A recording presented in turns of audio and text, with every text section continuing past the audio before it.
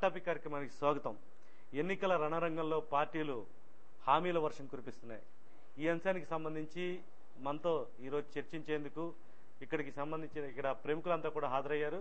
ముఖ్యంగా Rajahmundry chamber of commerce అధ్యక్షులుగా ఉన్న అశోక్ కుమార్ జైన్ గారు, నగరంలోని ప్రముఖ ఆడిటర్లు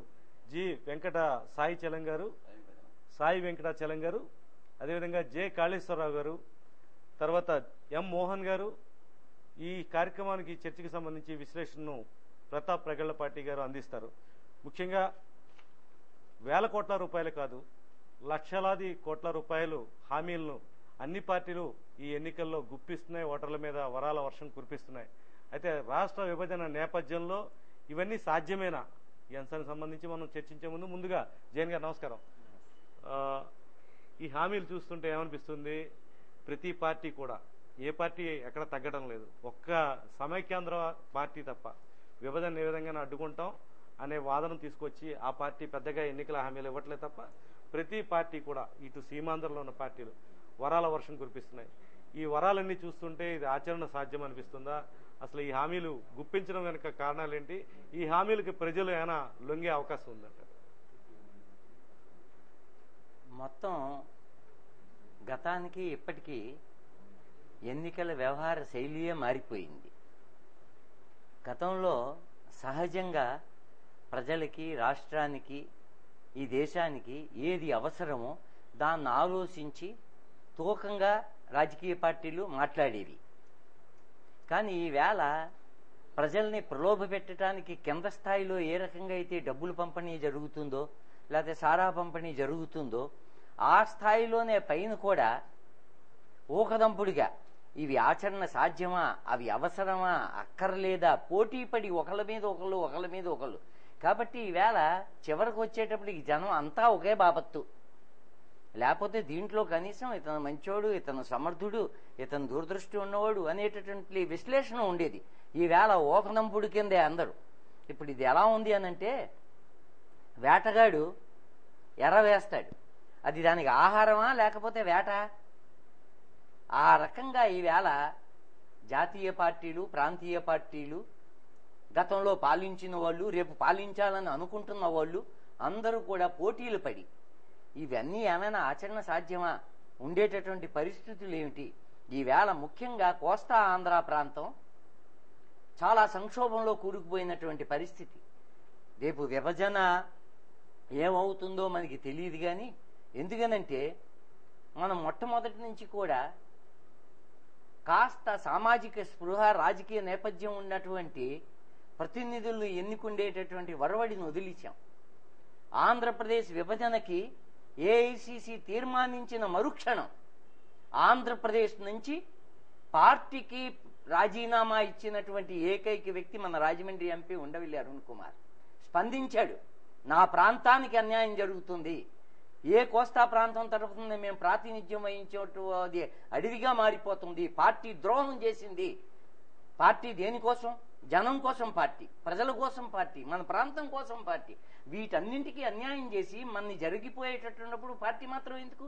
అంటే డీవియేట్ అవుతుందని సబ్జెక్టు. అంటే ప్రధానంగా ఎన్నికల నేను ఈ రకంగా ఆ రకమైనటువంటి స్పందన ఉండాలి ఒక విషయం మీద. ఈ ప్రాంతానికి సంబంధించిన విషయం వచ్చినప్పుడు కానీ దీని మీద ఈవేళ వేల కోట్లు, లక్షల కోట్ల రూపాయల హామీలు వీళ్ళు గుమ్మరిస్తూ ఉంటే అసలు దేనికోసం, ఏంటి, ఏం చేద్దామని అనుకుంటున్నారు?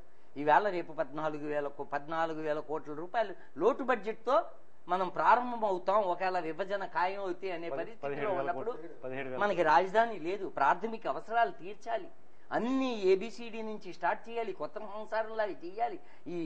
ఈ పంచిపెట్టుకుంటూ ఎక్కడికి వెళ్తాం? పోతే వీటిని మనం తప్పు పట్టక్కలేదు. అంటే కాంగ్రెస్ పార్టీ 100 గజాలు ఆడపిల్ల పుడితే కనుక ఇష్టం ఉంటుంది, 5 సంతకాలతో రాష్ట్ర భవిష్యత్తుని మార్చిపారేస్తానని జగన్ అంటున్నారు.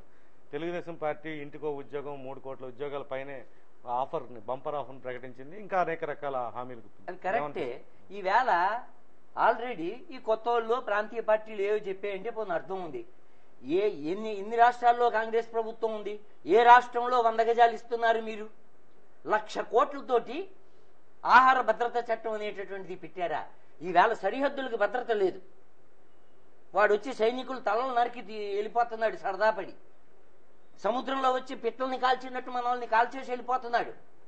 ఆ పరిస్థితుల్లో ఇదంతా ఈవేళ జనం కూడా ఆ రకమైనటువంటి నిర్లిప్తతో, కాబట్టి ఇప్పుడు ఉన్న వాటిలో ఏంటంటే రంగంలో ఉండేటటువంటి వాళ్ళు రాజకీయ పార్టీల యొక్క స్వరూపం అందరిది కూడా లాస్ట్ గోల్ అధికారంలోకి మనం ఎలా వెళ్ళాలి అనేటటువంటిది. కాబట్టి మనం ఈవేళ ఉన్నటువంటి వాటిలో కాస్త ఏదైనా ప్రజలకు అందుబాటులో ఉండి మంచివాడు ఎవడు అనేటటువంటి ప్రజాప్రతినిధికి మనం ఓటేస్తే ఈ 5 సంవత్సరాల తర్వాత చూసుకుందాం మిగతాయి అన్ని ఏ దారిని పడతాయో. మళ్ళీ మీ దగ్గరికి వద్దామండి. జగన్ గారు, కాళేశ్వరరావు గారు, మీరు చెప్పండి. అసలు ఈ విభజన నేపథ్యంలో మనకి ఎన్నికలు జరుగుతున్నాయి. ఎన్నికల్లో రకరకాల హామీలని ప్రధాన పార్టీలు గుప్పిస్తున్నాయి. ఈ పార్టీలు ఇచ్చిన హామీలు చూస్తుంటే సాధారణంగా ప్రతి వాళ్ళకి కూడా భయం పుడుతుంది. అంటే ఈ హామీలు ఎట్లాగా నెరవేరవని అందరికీ తెలిసినప్పటికీ కూడా పార్టీలు హామీలు ఇవ్వడంలో వెనక్కి తగ్గడం లేదు. మీకేమనిపిస్తుంది? ఇన్ని హామీలు అమలు చేయాలంటే మన దగ్గర ఎంత డబ్బు ఉండాలి, కేంద్రం ఎంత సాయం చేయాల్సిన అవసరం ఉంటుంది? అసలు ఇప్పటికే మనం విభజన జరగడం వల్ల 17,000 కోట్ల రూపాయలు వెనకబడి ఉన్నాం ప్రతి సంవత్సరం ఆర్థిక లోటు. దీన్ని ఏ విధంగా అధిగమించే అవకాశం ఉంది? ఆర్డర్గా మీకు కొన్ని లెక్కలు ఉంటాయి, అవి ఏ విధంగా దీన్ని మీట్ కాగలం? అసలు మనకు వైబిలిటీ ఉందా? మనం సక్రమంగా మన రాష్ట్రాన్ని లీడ్ చేసే అవకాశం ఉందంట? యాక్చువల్గా మన రాష్ట్ర ఆదాయం ఎంతో అసలు ప్రజలకు ఈరోజు తెలియదు. చూసినా మన రాష్ట్ర ఆదాయం టోటల్గా 76,000 కోట్ల రూపాయలు సేమాంధ్ర తెలంగాణ కలిపి. అందులో 22,000 కోట్ల రూపాయలే సేమాంధ్ర ఆదాయం, 55,000 కోట్ల రూపాయలు తెలంగాణ హైదరాబాద్ కలిపి వస్తుందండి. 20,000 కోట్ల రూపాయల ఆదాయంతో 13 లక్షల కోట్ల రూపాయల ఖర్చును ఎలా పెట్టగలరో ఒకసారి ఆలోచించండి. తెలుగుదేశం సింగపూర్ చేస్తానంటున్నారు. ఇవాళ సింగపూర్ చేయాలంటే ఒక జిల్లాకి 1,00,000 కోట్ల రూపాయలు ఖర్చు అవుతుంది. 13 జిల్లాలకి 13 లక్షల కోట్ల రూపాయలు ఖర్చు పెడితే గానీ సింగపూర్ అవ్వదు ఇవాళ. అయితే 13 లక్షల కోట్ల రూపాయలు మనం అప్పు చేయాల్సిందే, మన దగ్గర లేదు ఇవాళ. 13 లక్షల రూపాయలు కోట్లు అప్పు చేస్తే 10% రేట్ ఆఫ్ ఇంట్రెస్ట్ చొప్పున 1,30,000 కోట్ల రూపాయలు మనం వడ్డీ కట్టాలి. వచ్చే ఆదాయం 21,000 కోట్ల రూపాయలు. 1,30,000 కోట్ల రూపాయల ఆదాయం వడ్డీ ఎలా కడతారో ముందు ఆలోచించండి. ప్రజలు మనం అడుగుదాం ఇవాళ, మీరు సింగపూర్ చేయడానికి ఎక్కడి నుంచి వస్తే ఆదాయం? మీ పార్టీ కార్యకర్తలు కడతారా, లేదా మీ పార్టీ ఫండ్ నుంచి పట్టుకొచ్చి పెడతారా? ఎక్కడ తెస్తారు ఈ డబ్బు? చెప్పండి మీరు మాకు. మీరు చెప్తే, మీరు మాకు సరైన హామీ ఇస్తే మీకు ఓటేస్తాం. ఏ పార్టీ అయినా సరే, నిజంగా సింగపూర్ చేస్తానన్న ఏ పార్టీ అయినా సరే, అది వైఎస్ఆర్సీపీ కానివ్వండి, ఏ పార్టీ అయినా కానీ, మాకు ఏ పార్టీ ఈ పార్టీ ఆ పార్టీ సంబంధం లేదు. నిజంగా సీమాంధ్రనే సింగపూర్ పార్టీ చేస్తారా? ఎంత డబ్బు, ఇంత డబ్బు మీరు ఎక్కడి నుంచి తెచ్చి పెడతారు? ఎలా తీసుకొస్తారు? ఉన్నది 21,000 కోట్ల రూపాయల ఆదాయం ఇవాళ. అంటే మన ఇడిపోయిన తర్వాత వచ్చేది 21,000 కోట్లే. హైదరాబాద్ తెలంగాణకు వచ్చి 55 కోట్లు వెళ్ళిపోతుంది, మనకు రాదు అందులోంచి. ఈ 21,000 కోట్ల రూపాయలు దాన్ని 20 పైసలతోటి 80 పైసల రూపాయలు ఖర్చు ఎలా పెడతారు మీరు? 1,30,000 కోట్ల రూపాయలు వడ్డీ కట్టాలి మీరు. మీరు ఏ విధంగా అమలు చేద్దాం అనుకుంటారు? అలాగే పెన్షన్స్ కూడా 1,000 రూపాయలు చేస్తామని చెప్పి వస్తున్నారు. నిరుద్యోగ భృతి, అలాగే చిరంజీవి గారు ఆడపిల్ల పుడితే 100 గజాలు స్థలం ఇస్తామని చెప్పి అంటున్నారు. ఏంటి ఇటువంటి హామీలు మీరు ఏ విధంగా తీద్దాం అనుకుంటారు? ఏ విధంగా చెప్పండి ముందు మాకు. మీరు కరెక్ట్ హామీ ఇవ్వగానే సరికాదు. కానీ ఇంకోటి, మీరు హామీ ఇచ్చే ముందు ఎలక్షన్ కమిషన్ దగ్గర మీరు రిజిస్టర్ చేయించుకున్నారా? మీరు రిజిస్టర్ చేయించుకుని మాకు చెప్పండి విషయం. ఎందుకంటే రేపు తేడా వస్తే ఎలక్షన్ కమిషన్ అడుగుతాడు. మేము అలాగే ఇండివిజువల్ మేము అడగలేము. మేము ఓటేసిన తర్వాత మీరు పని చేయకపోతే ఏం చేయలేము. అయితే హామీ ఇచ్చిన పార్టీలు ఇప్పుడు మనం చూసినట్టయితే కాంగ్రెస్ పార్టీ అధికారంలో ఇంతవరకు ఉన్నది కాంగ్రెస్ పార్టీ, తెలుగుదేశం పార్టీ మన ఆంధ్రప్రదేశ్లో ఉన్నాయి. కాంగ్రెస్ పార్టీ అధికారంలోకి వచ్చిన తర్వాత కొన్ని హామీలు అది కూడా నెరవేర్చలేదు. అలా తెలుగుదేశం పార్టీ కూడా తీసుకున్నట్లయితే ₹2 కిలో బియ్యం అని చెప్పేసి మధ్యలో వదిలేశారు. అది ఆచరణ సాధ్యం కాదని వదిలేశారు. అలాగే మద్యపాన నిషేధం పెట్టారు, అది ఆచరణ సాధ్యంగా వదిలేశారు. అన్నట్టు సింగపూర్ చేస్తారన్న ఈ హామీ కూడా మీరు అధికారంలోకి వచ్చిన తర్వాత ఆచరణ సాధ్యం కాదని వదిలేయరని గ్యారెంటీ ఏంటి? అర్థమైందండి? అలాగే ఆచరణ సాధ్యం కాదని చెప్పి మీరు వదిలేస్తారు, ఇంకా అనుమానం లేదు ఇందులో. మేము ఎలా నమ్మంటారు మమ్మల్ని? ఇప్పుడు చూపించండి మాకు. ఇగో ఇన్ని లక్షల కోట్ల రూపాయలు మేము ఇలా తీసుకొస్తున్నాం, ఇలా పెడతాం మేము, ఇది ఇలా చేయలేని పరిస్థితి పక్షంలో మమ్మల్ని డిస్క్వాలిఫై చేయండి అని మీరు అఫిడవిట్ ఫైల్ చేయండి. మీరు అంటే వైఎస్ రాజశేఖర రెడ్డి వైఎస్ఆర్ పార్టీకి సంబంధించి కూడా 5 సంతకాలతో కూడిన హామీలు, లక్షల కోట్ల విలువైన హామీలని జగన్ ఇస్తున్నారు. దీని మీద మీరు క్లారిఫికేషన్ ఏ విధంగా? ఏ పార్టీ ఇచ్చినా సరే మీ సొంత డబ్బులతో ఇస్తున్నారా మీరు? అవి మీరు పార్టీ పరంగా ఇచ్చినటువంటి హామీలు ఏమైతున్నాయి ప్రభుత్వ పరంగా తీరుస్తున్నారు మీరు. ప్రభుత్వం ఎక్కడి నుంచి వచ్చింది? మేము కట్టిన ట్యాక్సులు, మేము కట్టిన చెల్లించిన ట్యాక్స్ ఏమైతే ఉన్నాయో మీ పార్టీ మేనిఫెస్టోల కింద మీరు పే చేస్తున్నారు. మీరు అక్కడ మీరు ఒకసారి ఆలోచించండి. మీరు అది ఎక్కడి నుంచి వస్తుంది? మీ పార్టీ ఫండ్ పట్టుకొచ్చి కట్టండి, ఇవ్వండి. మీరు మీ హామీలు నెరవేర్చుకోండి. మీకు కాదన్నా మేము మీ పార్టీ ఫండ్ జమ చేయండి ముందు. అక్కడ చేసి మీరు ఈ హామీలు మేము నెరవేరుతామని చెప్పి మాకు చూపించండి మాకు, అప్పుడు మేము మీకు ఓటేస్తాం. మీరు ఎట్టి పరిస్థితుల్లోనూ ఈ హామీలు నెరవేరేది కాదు. మన జైన్ గారు చెప్పినట్టు, అశోక్ కుమార్ జైన్ చెప్పినట్టు, ఇది వేట కోసమే, ఆహారం కోసం కాదు. మమ్మల్ని వేటాడి మా దగ్గర ఓటు తీసుకుని మీ ఇష్టం చాలించడం చేయటం తప్ప ఇది వేరే కాదు. ఇది ఓకే, మళ్ళీ మీ దగ్గరికి వద్దామండి. చలం గారు మీరు చెప్పండి, ఈ హామీలు చూస్తుంటే ఏమనిపిస్తుంది, ఎట్లా ప్రజలకు మీరు వివరించగలరు, వాళ్ళ చైతన్యవంతులు చేయగలరు? ఈ హామీలు అమలు కాని హామీలండి. ఇవి వాళ్ళు ఏ విధమైన ఆచరణ యోగ్యం కానివన్నీ ప్రజల్ని ఏదో విధంగా ఇండ్యూస్ చేసి ఓటు సంపాదన కోసం పెట్టినవి. ఎందుకంటే ఫండ్స్ క్రంచ్ ఉంది. ఇవాళ 17,000 కోట్లు లోటు ఉంది. మనకు ఉండే ఫండ్స్ తక్కువ. హైదరాబాద్ విడిపోతుంది కనుక మన ఇన్కమ్ తగ్గిపోతుంది. ఈ కాస్టల్ లీడ్స్ ఇవన్నీ కలిపితే ఈ ఇన్కమ్ ఎక్కడ సరిపోతుంది? ఈ హామీలకి సరిపోదు. కానీ హామీలకే చూస్తుంటే మాత్రం వాళ్ళకి తెలిసమ్మా హామీలు ఇచ్చేటప్పుడు ఇవి ఆచరణయోగ్యం కాదు, ఏదో విధంగా ప్రజల్ని మభ్య పెడదాం, ఇది ఇన్నాళ్ళు బట్టి జరుగుతుంది. వాళ్ళకి కొత్తగా హామీలు ఇవ్వట్లేదు. అందుకే ఒక సామాన్యవాడు ఎలా అనుకుంటాడో, ఒక కాస్త కవి హృదయం ఉన్నవాడు, అంటే పద్యాలు ఏం చదవట్లేదు భయపడి, కవి హృదయం ఉన్నవాడు అయ్యా ఇదే వాడు ఇంకో రకంగా చెప్తాడు ఈ యొక్క చేసే ప్రామిసుల గురించి. కవితలు చెప్పచ్చు, జనానికి బాగా హత్తుకుంటాయి. వెలుగులు ఒలికే మిడుగురలం, కళలను చిలికే తొలకొరలం, పలుకులు కులికే కోకిలలం, నింగికి నేలకు నిచ్చెన వేస్తాం అన్నాడు కవి.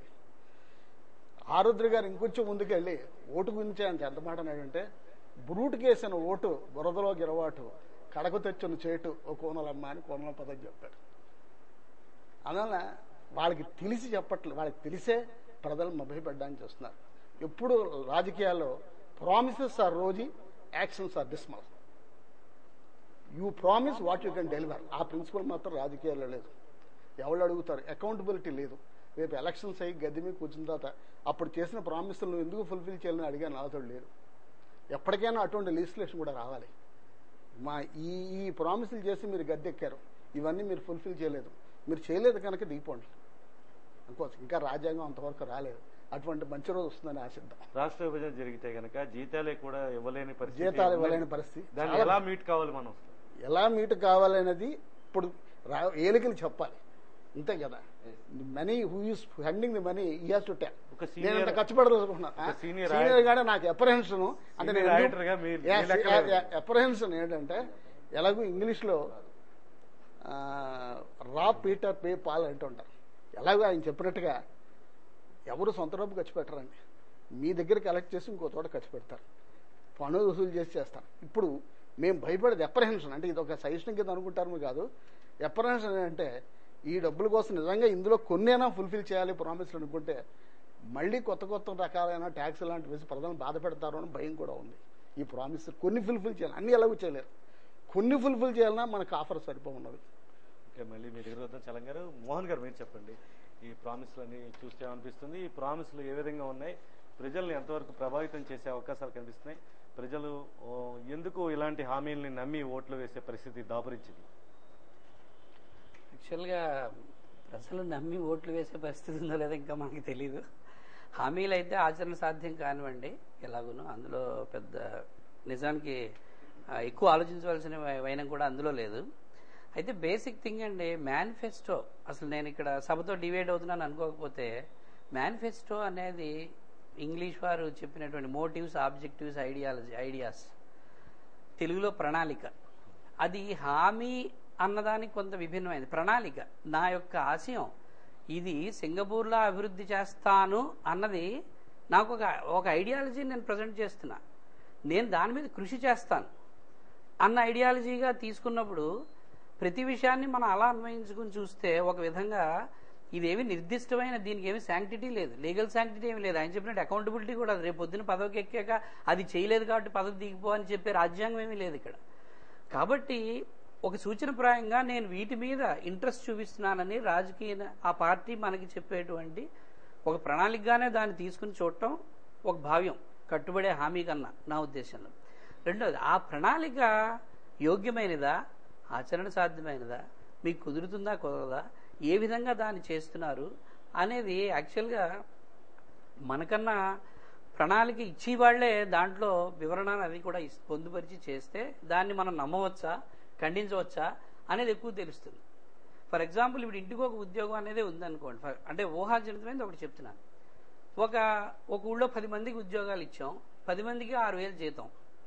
వీళ్ళందరినీ కలిపి ఒక ప్రొడక్టివ్ యాక్టివిటీ చేయమంటే 90,000 సంపదను సృష్టించారు వాళ్ళు. సో 60,000 జీతం ఇచ్చాను, 90,000 సంపద వచ్చింది, 30,000 నేను లాభంలోనే ఉన్నాను. అందుచేత నా మెకానిజం ఏమిటో నేను చెప్పట్లా ఇక్కడ. కాబట్టి నేను పూర్తిగా దాన్ని సాధ్యం కాదు అని క్లోజ్ చేసేలేకపోతున్నాను. బ్రాడ్గా చూస్తే ఇట్స్ నాట్ ప్రాక్టికబుల్. బట్ నువ్వు నాకు వివరించి చెప్తే ఏ విధమైన ఐడియాతో మెకానిజం ఏదో చెప్తే నేను దాన్ని పరిశీలించి అవునో కాదో చెప్పగలిగిన చెప్తే కాపీ కొట్టే పరిస్థితి అన్న ఉద్దేశంలో చెప్పట్లేదేమో. పోతే మైక్రో లెవెల్లో ఒక బడ్జెట్ వేరండి, మ్యాక్రో లెవెల్లో బడ్జెట్ వేరు. ఎప్పుడైనా సరే దేశము రాష్ట్రము చూసినప్పుడు ఉండేటువంటి అంశాలు లెక్కలు ఆల్టుగెదర్ డిఫరెంట్. ఇవాళ 17,000 కోట్లు 2,000 కోట్లు ఇవన్నీ ఇవి రేపు పొద్దున ప్రభావం చూపించకపోవచ్చు ఆల్టుగెదర్. ఎందుకంటే ఒకప్పుడు 1000 కోట్ల బడ్జెట్తో ఉన్నవాళ్ళని 1.6 లక్షల కోట్ల బడ్జెట్కి ఎదిగాం. సో ఎక్స్పాన్షన్ అనేది, అలాగే ఇండియన్ ఓవరాల్ బడ్జెట్ కూడా రకరకాల. ఇవాళ 94 కోట్ల రూపాయలు 1995లోనూ అప్పుడు వసూలు చేసిన సర్వీస్ ట్యాక్స్ ఇవాళ 1000 కోట్లు వసూలు చేస్తోంది. సో రకరకాల అంటే ప్రభుత్వ ఆదాయ వనరు అనేది అది ప్లాన్ చేసుకుని చేసే విధానం కాబట్టి మ్యాక్రో లెవెల్ విషయాలు ఎప్పుడు కూడా దీనికి డిఫరెంట్గానే ఉంటాయి. ఇకపోతే రాష్ట్రము కేంద్రము హ్యాండ్ ఇన్ హ్యాండ్గా వెళ్తే వచ్చేటువంటి ప్రయోజనాలు కొన్ని ఉంటాయి. అలాంటి వాటి వల్ల కూడా ఎవరన్నా ఏదన్నా సాధించడానికి ఆస్కారం ఉండొచ్చు. ఇప్పుడు ఫర్ ఎగ్జాంపుల్ పైన బీజేపీ వారు ఉన్నారు, వారు ఆల్రెడీ సింపథైజ్ చేస్తున్నారు మన ఈ రాష్ట్రం విడిపోయిన విధానంలో. ఏదైతే వెంకయ్యనాయుడు గారు పోరాడేడు పాపం చివరిదాకా ఏదో అని మనం చూసాం మొన్న. ఇవాళ మోడీ గారు కూడా వచ్చి నేను సింపథైజ్ చేస్తున్నానని చెప్తున్నాడు. వీటి అంశాలతో వారు నిజంగానే బ్యాకప్ ఇస్తే ఏమో వీ కెన్ కొన్ని అచీవ్ చేయడానికి సాధ్యత ఏర్పడచ్చు. రెండో దీనికి ఒక స్పాన్ కూడా ఏమి లేదండి. రేపుడితోనే ఇచ్చేస్తున్నాను అని ఏమీ లేదు, పూర్తి వర్ణం లేదు దాంట్లో. ఇంటికి ఒక ఉద్యోగం కానీ ఇంకోటి ఏది తీసుకున్నా కిలో 2 రూపాయలు బియ్యం ప్రకటించినప్పుడు ప్రతి వాళ్ళకి బియ్యం వస్తుందా అన్నదిగా చూసాం. కానీ దానికి రాజ్యాంగంలోకి ఎక్కగా పరిమితులు విధానాలు విధులు అన్ని ఏర్పడి అన్ని మారిపోయాయి. సో ఆ షరతులు వర్తిస్తాయి. సో షరతులు కూడా మనకి ఇప్పుడే తెలియదు కాబట్టి నిజంగా ఇది ఇక్కడితోనే క్లోజు, ఇంకా మనం ఏమీ చేయలేము అని చెప్పడానికి ఇవాళ తరుణం అయితే సరిపోదు. బ్రాడ్గా చూసినప్పుడు మనకు అనుమానం సందేహం రావడం అయితే ఇదే. ఇక్కడ విద్య లేదు, అక్కడ విద్యుత్ లేదు, ఈ రెండు విడగొట్టిన వాడికి విద్వత్తు లేదు. కానీ మనం భరించి ఒక పోరాటానికి సిద్ధపడుతున్నాం. We're preparing our cells to do something else. దాంట్లో ఒక పాజిటివ్ నోట్ని ఇన్కల్కేట్ చేసి మన మైండ్లో ఐడియాస్ క్రియేట్, అలాంటి ధోరణి క్రియేట్ చేయడానికి కూడా పార్టీలు కొన్ని మేము ఏదో ఇంత చేస్తాం అంత చేస్తామని మనని ఉత్సాహపరిచి నిరాశపడకండి అని చెప్తూ డ్రైవ్ చేస్తూ ఉండొచ్చు. ముఖ్యంగా కేంద్ర రాష్ట్ర ప్రభుత్వాల సమన్వయం దీనికి చాలా దారితీస్తుందండి. కాబట్టి ఇవాళ వెంటనే అంటే ఆచరణ సాధ్యం కాని అనిపిస్తున్నా ఖండించేసి ఇప్పుడే పక్కన పడేసి ఓటు వేయలేము ఓటు వేస్తామని దీని తరఫున తీర్మానించే పరిస్థితి అయితే కాదు. ఓకే, మళ్ళీ మీ దగ్గర వద్దాం. ప్రతాప్ గారు మీరు చెప్పండి, వీరందరూ కూడా చెప్పిన అంశాలకు సంబంధించి మీరు ఏకీభవిస్తారా?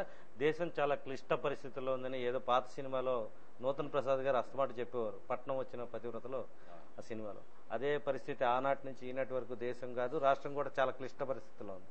యాక్చువల్గా ఇప్పుడు మేనిఫెస్టో అన్నది మోహన్ గారు చెప్పినట్టుగా ప్రణాళిక అన్నది ఇంతకుముందు పార్టీలు పెట్టేవి.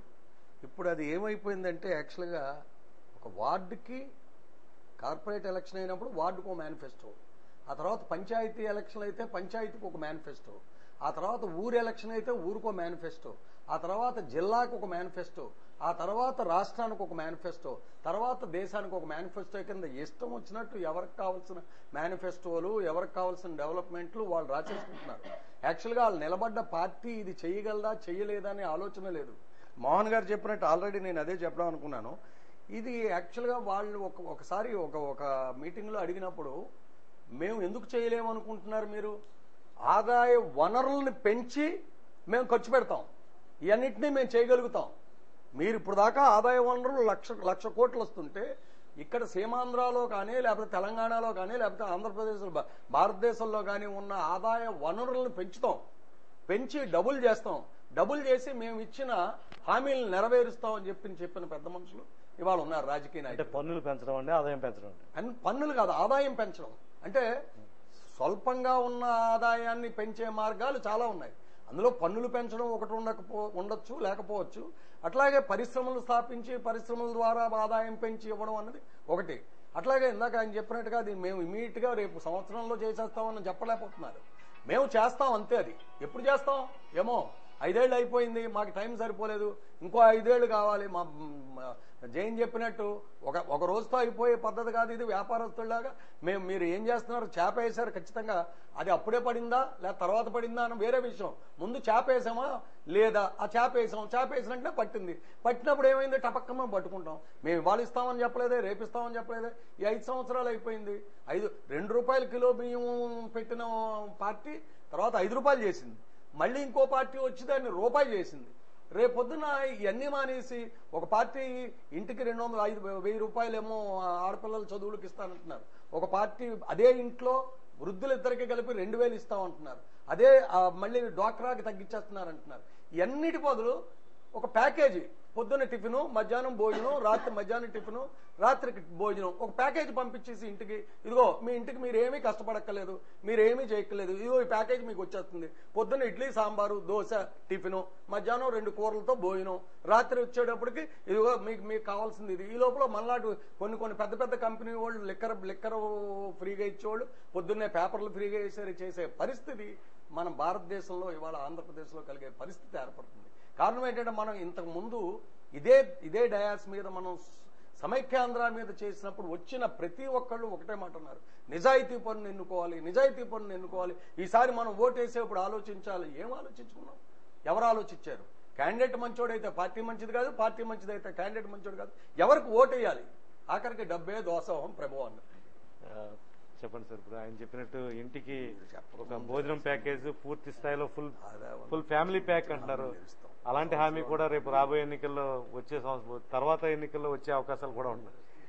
ఇట్లాంటి పరిస్థితిని అధిగమించాలంటే ప్రధానంగా ఎన్నికల సంఘం ఏం చేయాలి? క్షమించాలి. ఒకవేళ దురదృష్టం కొద్దీ కర్మగాలి ఈ భారతదేశాన్ని చైనా వాడు ఆక్రమిస్తే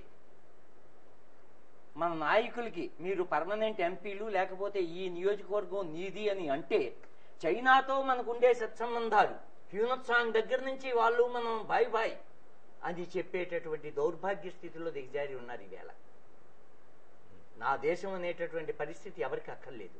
పోతే ఇది ఏమైనా కొత్తగా వచ్చిందా, దీనికి మనం ఎవరిని నిందించాలి అని కాస్త మనం ఒక అడుగు వెనక్కి వెళ్తే ఈవేళ ఏ దేశానికి ఒక సమాజానికి కాలమాన పరిస్థితులు అక్కడ వాతావరణం. ఇవాళ భారతదేశం 125 కోట్ల జనాభా ఉన్న దేశం. భూభాగంలో చైనాలో కూడా 3వ వంతు, అమెరికాలో 13వ వంతు. కాబట్టి ప్రపంచం మొత్తం మీద అత్యంత జనసాంద్రత ఉన్నటువంటి ప్రాంతం మంది. ఇక్కడ మనకుండే వనరులు పరిమితం. ఇక్కడ మెయిన్ ముందు ఏం కావాలి? మనిషికి ఆహారం కావాలి, అంటే చేతికి పని చెప్పాలి. ఆ రకమైనటువంటి ఆలోచనతోనే 1967 వరకు రాజకీయాల్లో ఈ రుగ్మతలు లేవు. ప్రజలే నాయకుడిని ఎన్నుకున్నారు. ఆ ఎమ్మెల్యే నిలబడితే తలుకో 50 100 ఇచ్చేవారు. వార్డు కౌన్సిలర్ అయితే పెద్ద ఆయన్ని మీరు ఉండండి బాబు అని చెప్పి పెట్టేవారు. అసలు ఓటుకి డబ్బు పుచ్చుకోవటం అనేటటువంటి ఈ సాంప్రదాయమే ఏమీ లేదు అదే అసలు తెలియదు. లేకపోతే అది తప్పు అనేటటువంటి పరిస్థితి ఉండేది. చాలా సీక్రెట్ గా పంచేవారు కూడా ఎక్కడో కొన్ని ప్రాంతాల్లో తప్ప. ఏ ఎలక్షన్ నేను చిన్నవాడిని అయినప్పటికీ కూడా నా అదృష్టం కొద్దీ చాలా పెద్ద వాళ్ళతో నాకు సహవాస యోగం కలిగింది. కోవిడ్ లింగరాజు గారు చెప్పారు, నేను చైర్మన్ అవడానికి 29 రూపాయలు ఖర్చు అయిందయ్యా అని. నేను ప్రతి ఏఐసిసికి వెళ్ళాను. రోడ్డు మీద వెళ్తే షావుకారులే నన్ను ఏఐసిసికి పంపించేవారు. ఏమండి లింగరాజు గారు మీరు వెళ్ళలేదు, ఉండవయ్యా ఇంటికాడ అన్ని చూడాలి, ఆయన లౌక్యం ఉన్న మనిషి అని. మీరు వెళ్ళండి ముందు, మేము చూసుకుంటాం అంటే ప్రజలే బాధ్యత తీసుకునేవాళ్ళు. నాయకుడిని ప్రజలే పంపించేవారు. బ్రహ్మజోసులు సుబ్రహ్మణ్యం గారు ఆశ్రమం పెట్టానా? మనం నిజంగా కాలం వెళ్లే కొద్దీ టెక్నాలజీ పెరిగింది, విద్య పెరిగింది, సంపద పెరిగింది, కానీ మనం మానసికంగా దిగజారిపోయాం. ఈవేళ 1977లో కేంద్రంలో జనతా ప్రభుత్వం వచ్చింది. వచ్చిన వెంటనే మొట్టమొదటి ఏం చేసింది? ఈవేళ మనం అమెరికా, సింగపూర్ మనం ఏం చెయ్యక్కలేదు. మనంగా బతుకుతే చాలు.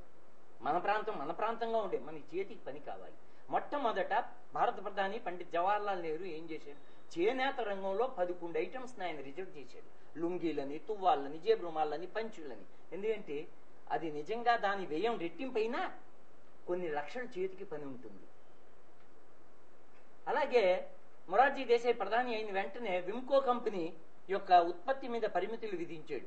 కొన్ని వేల చిన్న అగ్గిపెట్టెల ఫ్యాక్టరీలు వచ్చేసాయి. ఏదో ఒక రకంగా మనిషికి ఒక పని చెప్పాలి. ఇలాగా పంచిపెట్టో లేకపోతే పెన్షన్లు ఇచ్చో నువ్వు ఎలా ఈ జనాభాకి ఏదో పని చెప్పాలి.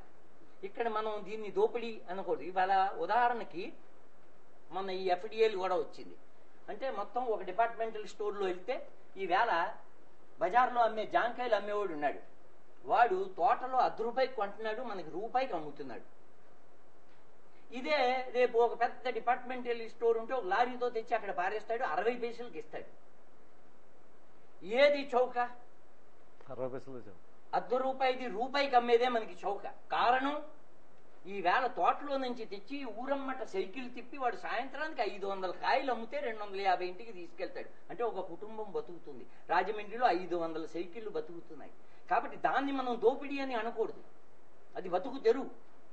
ఈవేళ ఒక్క డిపార్ట్మెంటల్ స్టోర్ లారీ నుంచి ఆ తోటవాడి అక్కడికి తోలేస్తాడు, మీరు వెళ్ళిన సంచిలో తీసుకుంటారు, ఒక క్లర్క్ కూడా పని ఉండదు, ఈ 500 సైకిళ్లు మూతపడిపోతాయి.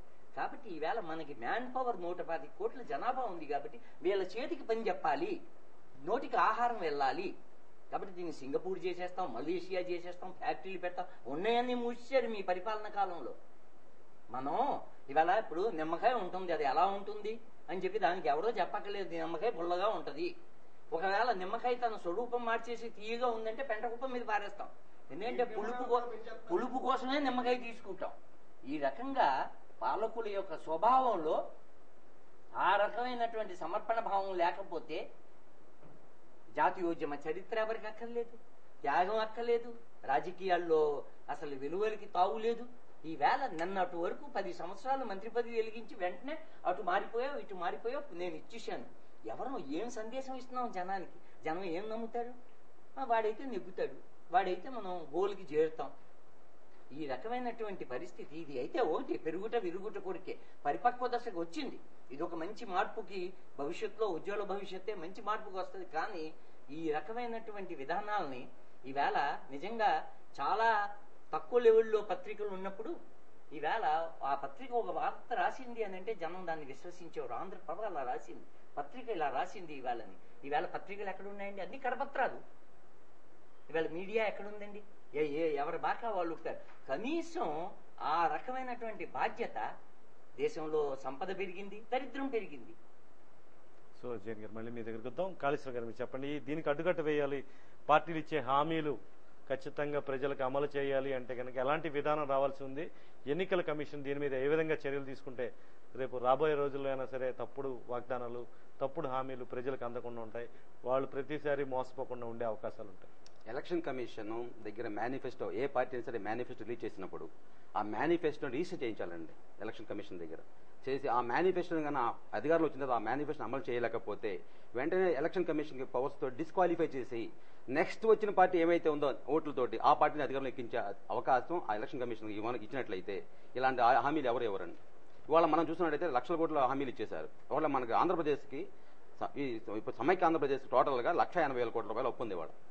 అందులో మన సీమాంధ్రకు వచ్చేటప్పటికి 1,05,000 కోట్లు మనం ఇవాళ అప్పు పంచుకోవాలి. మనం అంటే 58% మనం పాపులేషన్ ఉన్నాం, 42% తెలంగాణ పాపులేషన్ ఉంది. ఇవాళ జనాభా నిష్పత్తి ప్రకారం 58% తీసుకున్నట్లయితే 1,05,000 కోట్ల రూపాయలు మనం భరించాలి.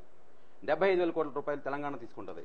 కానీ దానికి మింజువలే హైదరాబాద్లో ఉన్నటువంటి fixed assets, all fixed assets అంటే ప్రభుత్వ బిల్డింగ్లు, గవర్నమెంట్ బిల్డింగ్స్ కానీ, ఇన్ఫ్రాస్ట్రక్చర్ కానీ, హైదరాబాద్లో ఉన్నటువంటి స్థిరాస్తులు అంటే స్థలాలు, పొలాలు ఏమైతే ఉన్నాయో ఇవి హైదరాబాద్ చుట్టుపక్కల ఉన్నవి, హైదరాబాద్లో ఉన్నవి మొత్తం కూడా తెలంగాణకి చేయడం జరిగింది ఇవాళ.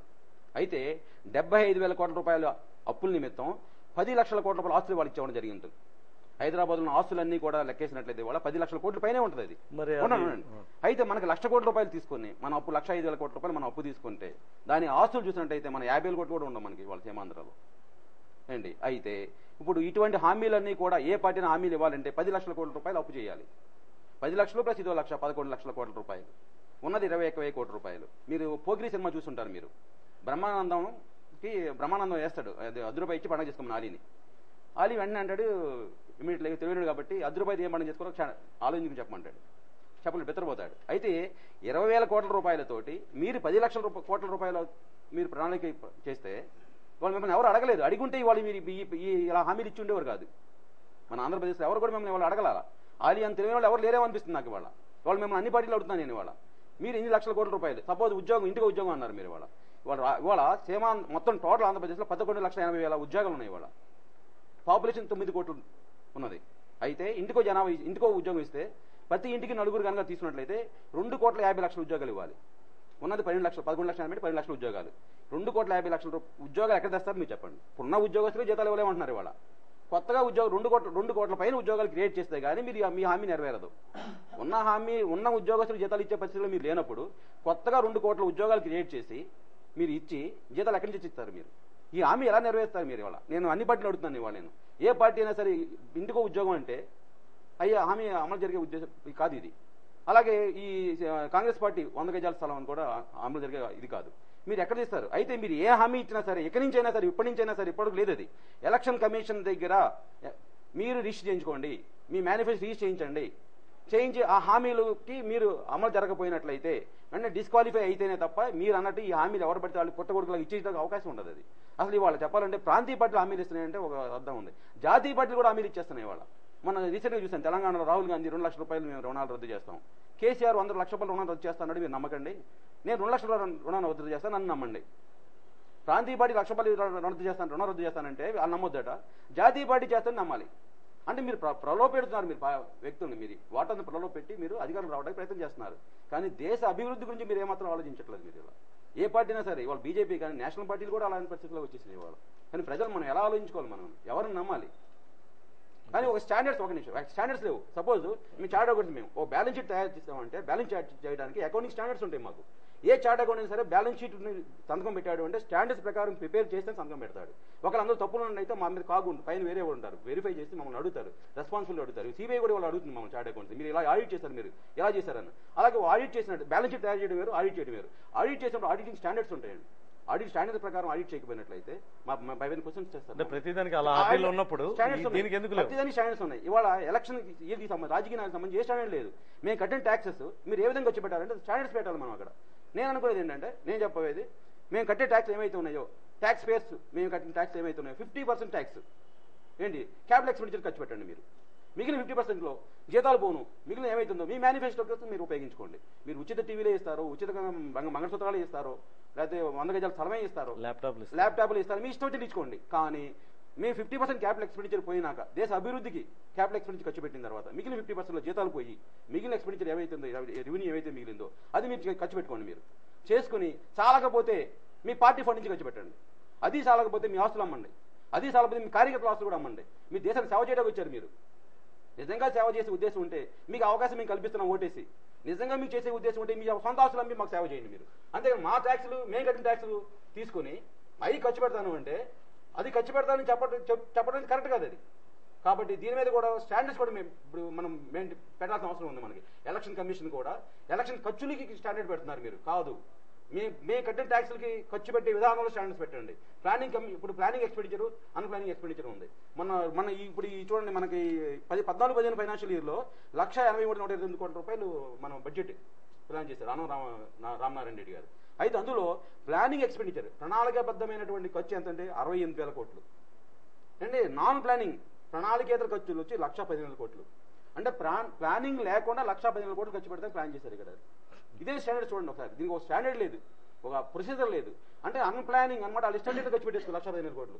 స్టాండర్డ్ అంటే ఏమంది ప్లానింగ్ వచ్చి 68,000 కోట్లేనంటారు. అధికారంలోకి వచ్చిన అంటే దీనికి ఒక స్టాండర్డ్స్ లేనప్పుడు మనం ఇప్పుడు నేను అనుకోవడం ఏంటంటే ట్యాక్స్ పేయర్స్ అసోసియేషన్ ఒకటి ఉండాలి మనకి. ఇప్పుడు అసలు చాలా ఇంపార్టెంట్. మనం ఇండియాలో ట్యాక్స్ పేయర్స్ అసోసియేషన్ ఉంటే ట్యాక్స్ కట్టే ప్రతి ఒక్కరు కూడా ఏ పార్టీ వచ్చినా సరే మేము వెరిఫై చేస్తాం. మీరు ఎక్స్పెండిచర్ ఇలా ఖర్చు పెట్టాలి, ఇలా ఖర్చు పెడితే మేము డిస్క్వాలిఫై చేస్తాం.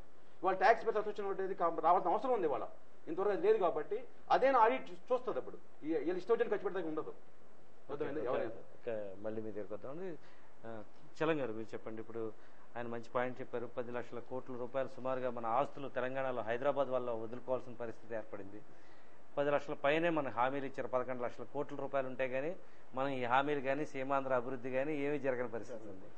మరి ఇలాంటి నేపథ్యంలో రాష్ట్ర విభజన జరిగినప్పుడు ఇందులో మిగతా డబ్బుని తెలంగాణలో హైదరాబాద్ వదిలేసిన ప్రాంతాన్ని మినహాయించుకున్న ఆ డబ్బులు కూడా కేంద్రం ఏ ప్రభుత్వ అధికారంలోకి వచ్చినా ఇచ్చే పరిస్థితి అయితే కనిపించడం లేదు. ఈ ఆస్తుల గణన అది జరుగుతుంది. తాజాగా జరుగుతున్న ఆస్తుల గణన చూసిన తర్వాత మనకి ఏమాత్రమైనా న్యాయం జరిగే అవకాశాన్ని కనిపిస్తుంది? నాకేమీ కనపట్లేదండి. న్యాయం ఏం జరగదండి. అసలు డివిజనే అన్యాయం జరిగిందని బాధపడుతుంటే ఇక తర్వాత కూడా న్యాయం చేస్తారు అనుకోండి, అది జరిగే పని కాదు. సో ఇప్పుడు దీని పక్కన పెడితే సమాజం వైపు మీరు చూడండి, మిమ్మల్ని సమాజం చూస్తుందని జైన్ గారు ఒక చక్కని సందేశం ఇచ్చారు. అలా క్రొవిడి లింగరాజు వంటి తరహాలో ఏబి నాగేశ్వరరావు గారు కావచ్చు, అంతకుముందు ఉన్న మహామహులందరూ కూడా రాజమండ్రిలో ప్రకాశం పంతులు గారి దగ్గర నుంచి కూడా ఆ ఖ్యాతి దక్కించుకున్న మహానుభావులు. అయితే ఈ రోజున్న తాజా పరిస్థితి చూస్తున్నాం. ఈ ఎన్నికల హామీలు కావచ్చు, నేతలు డబ్బులు ఇచ్చి ఓట్లు కొనుక్కున్న వాతావరణం కావచ్చు, ఇవన్నీ చూసిన తర్వాత ఈ రాజకీయాల్లో ప్రక్షాళన జరిగే అవకాశం కనిపిస్తుందంటారా? ఎన్నికల సంస్కరణలు అమలయ్యే అవకాశాలు ఉన్నాయంటారు? అసలు మనిషిలో కూడా బేసిక్గా చేంజ్ రావాలండి. క్యారెక్టర్ బిల్డింగ్ చేయాలి. నేను ఓటు వేశాను అంటే మభ్యపెడితే నేను ఓటు వేయకూడదు. ఒక మంచి క్యాండిడేట్నే నేను ఎన్నుకోవాలని ఉండాలి. కానీ పరిస్థితి ఎలా వస్తుందంటే ఉన్న క్యాండిడేట్స్లో ఎవరు మంచివాడో తెలుసుకోలేని కన్ఫ్యూజన్లో ఉంటారు. పాతకాలంలోనే ప్రజాకవి నారాయణరావు గారిని ఉండేవారు, కాళోజీ నారాయణరావు గారిని. ఆయన అసలు ఒక ఎన్నుకోవాలి మనిషి అంటే నువ్వేం చూసుకోవాలో ఆయన కొన్ని టెస్టులు, కొన్ని ప్రిన్సిపల్స్ ఆయన పద్య రూపంలో చెప్పాడు. ఒక మనిషిని మీరు అసెస్ చేయాలి, ఇతను అర్హుడు, వీడికి మనం ఓటు వేయచ్చు, తప్పకుండా వీడు he is going to deliver goods చేయగలుగుతున్నాడంటే ఆయన పద్దులో చెప్పాడండి. తస్మాత్ జాగ్రత్త జాగ్రత్త అని కవిత రాశాడండి. చిన్నదే అనుకోండి. అభ్యర్థి ఏ పార్టీ వాడని కాదు, ఏ పార్టీ వాడో చూడు, ఏ పార్టీ వాడో కాదు, ఏ పార్టీ వాడో చూడు, ఎన్నుకుంటే వెలగబెట్టడం కాదు, ఇందాక ఏం చేశాడో చూడు, ఇప్పుడు కట్టే ముడుపులు కాదు, ఇందాక చెల్లించింది చూడు, పెట్టుకునే టోపీ కాదు, పెట్టిన టోపీ చూడు, ఎగరేసిన జెండా కాదు, చాటున ఆడించిన దండా చూడు, మనిషిని చూడు, చరిత్రను చూడు, నుడువులు కాదు నడవడి చూడు. ఓన్లీ ఎలక్ట్ ఎ బెస్ట్ పర్సన్. అదంత ఈజీ కాదు అసెస్ చేయడం అనేది ఈ రోజుల్లో. ఆ మాట కొంతమంది అన్నారు, అయ్యా అందరూ ఒకలాంటి ఉంటాండి, ఎవరు you select the best of the worst lot. అంతకంటే ప్రజలకు ఏమీ కాదు, ఇంకొక ఆస్కారం లేదండి. అదృష్టం కొద్ది రాజమండ్రిలో నలుగురు ప్రధాన పార్టీ అభ్యర్థులు కూడా మంచి వ్యక్తులే ఉన్నారు. వీళ్ళు అంటే పార్టీలు కూడా కాళోజీ నారాయణరావు గారు అప్పుడే చెప్పారు. నారాయణరావు గారు చెప్పింది ప్రతి ఎన్నికల్లో కూడా పెద్ద చర్చకు దారితీస్తూ ఉంటుంది. ఇప్పుడు ఈ ఎన్నికల సంస్కరణలు లేకపోతే ఎన్నికల మేనిఫెస్టోలు ఖచ్చితంగా అమలు చేసేలాగా వాళ్ళ మీద మెడ మీద కత్తి ఉండాలంటే మీరు సూచించే మంచి సూచన ఏంటండి? మంచి సూచన అంటే అందరూ ఎక్సర్సైజ్ చేయాలి. ప్రతి హక్కు ఉన్నవాడు ఎక్సర్సైజ్ చేయాలి. ఓటు వేస్ట్ కాకుండా చూడాలి. నెంబర్ 1. ఎప్పటికైనా ఎన్ఏ పలికే లాంటి వాళ్ళు ఏం చెప్పారంటే, you choose a right person even if he comes from a wrong party.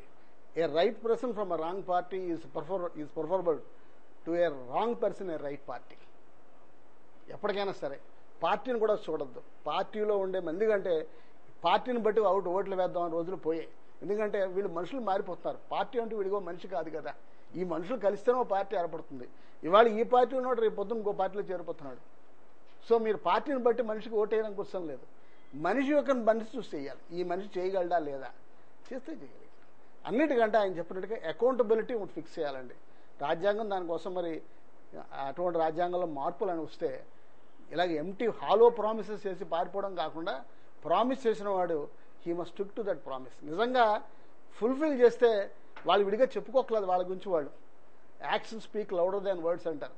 ఒక మనిషి చేశాడు అనుకోండి, చెప్పిన మాట ఆచరించాడు అనుకోండి, ఇంకా అంతకంటే విడిగా వాడికి పబ్లిసిటీ ఎక్కర్లేదు. కానీ మన దురదృష్టంగా చాలా లేదు. So the test of a promise lies in it's fulfilment. చివరికి మీరు ఏదైనా ఫుల్ఫిల్ చేస్తే చేసిన ప్రామిస్కి అర్థం ఉంది. లేకపోతే ఇలా పిచ్చి పిచ్చి రోజు ఒకటి 10 లక్షలు ఇస్తాడు, 50 లక్షలు ఇస్తానంటాడు, ఒకటి పేర్లు మారుస్తారు, ఒకడు అమ్మ బడి అంటాడు, అమ్మ ఒడి అంటాడు, రకరకాల పేర్లు, స్కీములు, డబ్బులు, పథకాలన్నీ అయ్యాయి అంతే. ఓకే, మళ్ళీ పేర్లు మార్చుతారు తప్పితే. మళ్ళీ మీ దగ్గరకు వద్దామండి. మోహన్ గారు మీరు చెప్పండి. ఇప్పుడు ఎన్నికల సంస్కరణలకు సంబంధించి ప్రతి పార్టీ ప్రతి పార్లమెంట్ సెషన్ 5 సంవత్సరాల్లోనూ ఆ హామీలన్నీ కూడా లేకపోతే ఆ సంస్కరణలు అమలు కాకుండా, చట్టాలు రాకుండా అన్ని పార్టీలు కలిసిపోయి ఎక్కడ ఈ సంస్కరణల అమలుకి నోచుకోకుండా చేస్తున్నాయి. రేపు రాబోయే రోజుల్లో అయినా సరే ఈ సంస్కరణలు అమలు కావాలి అంటే కనుక అనేక సంస్కరణలు ఉన్నాయి. ఒక అభ్యర్థిని నామినేషన్ దగ్గర నుంచి ఆ సంస్కరణలు అనేక రకాలుగా వచ్చాయి. అది ఎన్నికల మేనిఫెస్టో దాకా అన్ని రకాల సంస్కరణలు అయితే ప్రవేశపెట్టారు, కానీ చట్ట రూపంలో రావటం లేదు. ఇవి రావాలి అంటే ఎలాంటి ఒత్తిడి పార్లమెంటు మీద ఉండాల్సిన అవసరం ఉంది? చలం గారు చెప్పినట్టు మంచి అభ్యర్థిని ఎన్నుకుంటే ఏమైనా పరిణామాలు కొంత మనకి వచ్చే అవకాశం ఉంది. తప్పకుండా మంచి అభ్యర్థి అనేవాడు ఉండి వాడు మంచిగా ఉండి చివరిదాకా మంచివాళ్ళు 542 మంది దేశంలో ఉంటే చాలా మంచి విప్లవాత్మకమైన మార్పే వస్తుందండి. కానీ దురదృష్టం సుప్రీంకోర్టు సంస్థలు కూడా తీసుకురావాల్సిన పని ఉండదేమో. అంతే, క్రిమినల్స్ ఉండకూడదని అనగానే అందరూ కలిసిపోయి గబగబా అబ్బెబ్బే పర్వాలేదని చట్టం చేశారు. ఉచితాలు ఉండకూడదని సూచాయిగా చెప్పిన దానికి అబ్బెబ్బెబ్బే ఉచితాలన్నీ ఉండాలంటున్నారు. సో ఇప్పుడు రాజకీయ నాయకులు అలాంటి పరిస్థితి అలా ఉంది అంటే దీనికి వ్యవస్థలో మనం వాళ్ళు మనమా, ఇది అలా అయిపోయిందండి. అంటే మనలోంచే వాడు పుడతారు, అంటే వాళ్ళు మనం రిప్రజెంట్ చేస్తున్నారు. ఓ విధంగా with due respects to the public, నాతో కలుపు చెప్తున్నాను, మనమే అవినీతి పరులం. ఎందుకంటే ఇప్పుడు కొత్తగా విశ్వసనీయత అనే ఒక పదం చాలా చలామణిలోకి వచ్చింది. మీరు గమనిస్తే ఏమిటంటే విశ్వసనీయత, నేను అధికారంలోకి వచ్చినప్పుడు నన్ను ఎప్పటి నుంచో నమ్ముకున్న వాళ్ళందరికీ సూట్ కేసులు పంచిపెట్టేయట. నువ్వు తినాలి, నేను తినాలిరా. ఎలాగ మరి పాపం కష్టపడ్డాం కదా ఇన్నాళ్ళు. నువ్వు నడిచినా కూర్చున్నా ఏం చేసినా నువ్వు తిను, హాయిగా ఉండు. అధికారం అడ్డొస్తాడేమో, తినిపించు. వాడి మీద ఏసీబీ కేసు పెడతావా? వద్దు, సస్పెన్షన్ వద్దు, నడుస్తూ ఉంటుంది. ఆ రూల్స్ ఎత్తేసేయండి అక్కడ. ఇవన్నీ విశ్వసనీయతలో అంటే హాయిగా తోట కాసేవాళ్లే తోట మేసేస్తుంటే ఇక దాన్ని విశ్వసనీయతని మనందరం చెప్పుకునే అవసరం వచ్చి, అకౌంటబిలిటీ అనేదాన్ని ఎవరన్నా ప్రతిపాదిస్తే వారి మీద కోపం వచ్చి, బాధ్యతగా నువ్వు పనిచేయి అంటే కోపం వస్తుంది మనకి. అలాంటివేంటి, హాయిగా నేను బతుకుతున్నాను కదా, నన్ను బ్రతకని. నాకు ఇప్పుడు వ్యవస్థ ఏంటంటే సార్ ఎలా క్రియేట్ అయింది, ఉదాహరణకి అశోక స్వామి థియేటర్లు రెండింటిలో ఒకటే సినిమా రిలీజ్ అయింది. అశోకలో బ్లాక్ మార్కెట్ అమ్ముతున్నారు కాబట్టి టికెట్లు దొరకలేదని నేను ధర్నా మొదలెట్టాను. బ్లాక్ మార్కెట్ నశించాలి. వెంటనే నాయకులు వచ్చి, ఏంటైనా ఏంటి ప్రాబ్లం, సినిమా చూడలేదా, దా స్వామి టాకీస్లో చూపిస్తాను, చూసేసేయి, అంతే. సినిమా చూపించేసాను కదా, అయిపోయింది నా బాధ్యత. బ్లాక్ మార్కెట్ నశించాలి, యాక్చువల్గా ప్రాబ్లం అది. It was not being addressed. అది అడ్రస్ కాకపోయినా నాకు కూడా పెద్ద ప్రాబ్లం లేదని సినిమా చూస్తానుగా. సో నాలోనూ అవినీతి ఉంటుందండి. దీన్నే ఇవాళ పెద్దరికంగా గొప్పగా అందంగా చెప్పుకుని ఎంత మంచివాళ్ళరా అని పొగుడుతున్నాం. ఇవాళ నేను ఎంచుకోవాల్సిన వాళ్ళ మధ్య నాకు ఇంత క్రిటికల్ ఎవాల్యుయేషన్ అవసరమా అండి? నాకు దగ్గర ఆంధ్రకేసరి, మొరార్జీ దేశాయ్, నీలం సంజీవ్ రెడ్డి గారు వీళ్ళెవరు నిలబడలేదే. ఎవరు నిలబడ్డారో తెలుస్తోందిగా నాకు. అంచెల్లో పైకి రేపు పొద్దున ముఖ్యమంత్రి పదవులు చేపట్టడానికి ఎవరెవరు అవుతున్నారో, ఎవరెవరు ప్రిపేర్ అవుతున్నారో నాకు తెలుస్తున్నప్పుడు ఇతర హామీలు ఇవన్నీ పక్కన పెట్టండి సార్. అసలు చిన్నది, అందరూ చెడ్డవాడైతే తక్కువ చెడ్డవాడు, అందరూ మంచివాడైతే ఎక్కువ మంచివాడు అధికారంలోకి రావాలి కదా. ఎందుకు ఇంత కన్ఫ్యూషన్ నాకు ఇప్పుడు, అంత తాపత్రయం నేను ఎందుకు పడాల్సి వస్తుందండి? అందులో నన్ను ఎందులో నెడుతున్నారు మీరు అంటే, నేను కూడా ఒక చాటుమాటు వ్యవస్థలో భాగస్వామిని అయ్యి అదే వ్యవస్థ కొనసాగాలని కోరుకుంటూ మీరిచ్చే ఇండ్యూస్మెంట్స్కి నేను తలొగ్గుతున్నాను. కాబట్టి మీరు ఇండ్యూస్మెంట్స్ ఇస్తారు ఇంటండి నాతో పాటు. మీరు మిఠాయిలు చూపించమని నేనే అడుగుతాను. ఎప్పుడైనా ఇప్పుడు వాజ్పేయి గారు రోడ్లు అభివృద్ధి చేశారు, 20,000 కోట్లు నేషనల్ ఎక్స్చెకర్కి రెవెన్యూ ఇదిలో మిగులుతుంది అన్న మాట అందాన్ని ఇస్తుందండి? అబ్బాబే ఏమిటండి వాజ్పేయి గారు ఆ కమిషన్ ఏదో ఎత్తేసి 4 ఏళ్ళు ఉద్యోగాలు లేవన్నాడు. రైట్, ఉంటుందండి. ట్రాన్సిషనల్ పీరియడ్లో సఫర్ అవుతామండి. ఇంత పెద్ద దేశం ఉన్నప్పుడు కొంత సఫరింగ్ తప్పదు. బట్ సంక్షేమం వదిలేమంటే అమర్త్యసేన్ గారి ఆర్థిక విధానాలు కలిపిని పాటించవలసిన బాధ్యత స్టేట్కి ఉంటుందండి. ఎందుకంటే లేకపోతే మనుషులు చచ్చిపోతారు కదా. But at the same time ఒక ట్రాన్సిషనల్ పీరియడ్లో కొన్ని సఫరింగ్స్ కూడా ఉంటాయి. కానీ అది మానేసి నేను నాకేం చేసాడండి వాజ్పేయి గారు అంటున్నాను. నేను వ్యక్తిగా ప్రశ్నిస్తున్నాను. ప్రభుత్వం ఎప్పుడు వ్యవస్థ కోసం పనిచేయాలని నేను భావించినాడు. నాకు ఈ టెన్షన్ ఉండదండి. వాళ్ళు కూడా హామీ ఇవ్వరు. నీకు రోడ్డు ఇస్తాము, విద్యుత్ ఇస్తాము, ఇవే మాట్లాడతారు. ఇవాళ 10 ఏళ్ల క్రితం కరెంటు పోయినప్పుడు నాకు తెలుసు పొద్దున్న 8 to 10 పోతుంది కరెంట్ అని, లేదా మధ్యాహ్నం పోతుంది, అప్పుడు పోయింది ఇప్పుడు. కానీ ఇవాళ నాకు తెలియదు కరెంట్ ఎప్పుడు పోతుందో. అయినా కూడా నేను ఎవరిని ఎంచుకోవాలో కన్ఫ్యూజ్ అవుతున్నాను. విచిత్రం. నాకు తెలుసు ఎవరు ఇన్ఫ్రాస్ట్రక్చర్ క్రియేట్ అవుతుందో, ఎవరి వాళ్ళ తాపత్రయం. నేషనల్ ఎక్స్చెకర్లో 30% జీడీపీకి అండి 30% ప్రైమిటివ్ సెక్టర్స్ నుంచి వస్తుంది. Agricultural and industrial. Next 70% service sector నుంచి వస్తుంది. సో 30% వాళ్ళని, బట్ ఈ జీడీపీ కంట్రిబ్యూట్ చేసేవాళ్ళు 70% మంది ఏమో 30% కంట్రిబ్యూట్ చేస్తున్నారు, 30% 70% చేస్తున్నారు. కాబట్టి వీళ్ళలో ఈ రేషియోని ఒక 20 నుంచి జరిపితే అద్భుతమైన సంపద క్రియేట్ అవుతుందండి. బట్ జరిపే క్రమంలో కొంత వేదన కలుగుతుందండి. కానీ తరతరాలు బాగుపడతాయనే ఒక దాన్ని మనం చూసుకుంటే, అవార్డు వేసిన రోడ్లు రోజు రిపేర్ చేసి మెయింటైన్ చేసుకుంటున్నప్పుడు నెక్స్ట్ కార్యక్రమం అవార్డు ఆయన ప్రపోజ్ చేసింది నదుల అనుసంధానం. మరి 80,000 కోట్ల యజ్ఞాలు జరిగిపోయాయి. ఆ యజ్ఞాల తాలూకు ఫలాలు మనం ఏమీ పొందలేదే. పొందకుండానే అందరం పంచుకుని ఆనందంగా ఉన్నామే. ఉండి అయ్యయ్యో అలాగే ఉండాలని మళ్ళీ మళ్ళీ ప్రతిపాదిస్తున్నాం. చక్కగా దాని విశ్వసనీయత అని పేరు పెట్టుకుంటున్నాం. ఇక మనకి ఇలాంటి హామీలే లభిస్తాయి సార్. ఏ సంస్కరణ మనని బాగు చేయి, ఎందుకంటే సంస్కరించవలసిన వాడే చేయి కలిపి ఇందులో క్లోజ్ చేస్తున్నాడు ఇష్యూని. నాకు సంస్కరణ ఏమిటంటే ఇవాళ నాకు తెలియదు. మొన్న ఎవరో గుజరాత్ నుంచి వచ్చిన మిత్రుడు చెప్తున్నాడు, సిమెంట్ రోడ్డు లేని గ్రామం, పవర్ 2 గంటలు మొత్తం ఏడాదిలో పోతే కనుక ఛాలెంజ్, 108 పావు గంటలో రాకపోతే ఆ గ్రామానికి, అలాంటి పరిస్థితి ఉంటే ఛాలెంజ్ అన్నట్టు ఉందండి అని ఆంధ్ర నుంచి ఏజీబీఎస్సీ చదవడానికి వెళ్ళిన ఒక కుర్రాడు మొన్న నా ఆఫీస్కి వచ్చినప్పుడు ఏదో మాటలో ప్రస్తావించాడు. ఏమై అభివృద్ధి అనేది నిజమేనా అంటే ఓకే, అతిశయోక్తో ఒక యుక్తో మొత్తం మీద కనిపిస్తోంది. ఆ కనిపిస్తున్న దాన్ని మనం ఇక్కడ పోగొట్టుకున్నాం కదా. ఎందుకు దానికోసం మనం అంత కన్ఫ్యూజ్ అయిపోవాల్సిన పరిస్థితి నాకు లేదు. ఎందుకంటే నేను నిజంగా పెద్ద మనుషులు గాంధీ గారు, నీలం సంజీవ్ రెడ్డి గారు వీళ్ళందరూ పోటీ చేసేస్తుంటే అయ్యో బాబోయ్ నేను ఇలాంటి చెడ్డవాడిని ఎంచుకోవాలా, ఏదో చేసేసట్టు ఈయన గారు ఎక్కడెక్కడో ఏవో కనుక్కున్నాడు. బట్ అటువంటిది కాదే. ఒక పరిపాలన, దక్షత ఇవన్నీ నేను ప్రమోట్ చేయకపోతే, నలుగురికి చెప్పకపోతే, చదువుకున్నవాడు నాకు తెలుసు కదా ఎన్ని లక్షల కోట్లు ఏం జరిగాయో తెలుస్తోంది. ఫైనల్ గా కంక్లూడ్ చేయండి. సో నేననేదండి, ఎన్నికల ప్రణాళికలు, ఎన్నికల సంస్కరణలు ఇవన్నీ కూడా సార్ వ్యక్తి భావంలోంచే పడుతున్నాయి సార్. వ్యక్తులు మారాలి. మనం నాకు వ్యవస్థకి చెయ్యండి సార్, నాకేం అక్కర్లేదు. మీరు రోడ్లు వేయండి, నాకు ఇండస్ట్రీ పెట్టండి చాలు, 100 మందికి ఉద్యోగాలు వస్తాయి. ఇక్కడ వస్తే మేము అందరం బాగుపడతాం. నువ్వు నా ఇంటికి వచ్చి నీకు బల్బ్ పెట్టానా, ఉచిత టీవీ ఇచ్చానా నాకు అక్కర్లేదు అన్న ఫీల్తో మనం ఉన్నప్పుడు, అలా చేసిన వాడిని మనం గుర్తించినప్పుడు, పదవుల్లోంచి దింపైనప్పుడు వాళ్ళు బికమ్ అప్పుడు ఓహో మనం చేసిన పని వీళ్ళు గుర్తిస్తున్నారు, ఈ రోడ్లు వేస్తే పదవులు దింపేరు మనల్ని అన్న ఫీలింగ్ రాజకీయ నాయకుడు కలిగినప్పుడు వాడు భద్రంగా ఉంటాడండి. అట్లీస్ట్ కొంతకాలానికైనా మంచి వాళ్ళందరూ ఒక పక్కన చేరడం జరుగుతుంది. In a process, it's process. అది నెమ్మదిగానే జరగాలి, ఈ క్షణానికి అయితే జరగదు. మీరేమంటారండి ప్రతాప్? చెప్పిన వాళ్ళందరి మాట ఏకీభవిస్తాను. పార్టీలు నిందించడం తప్పు.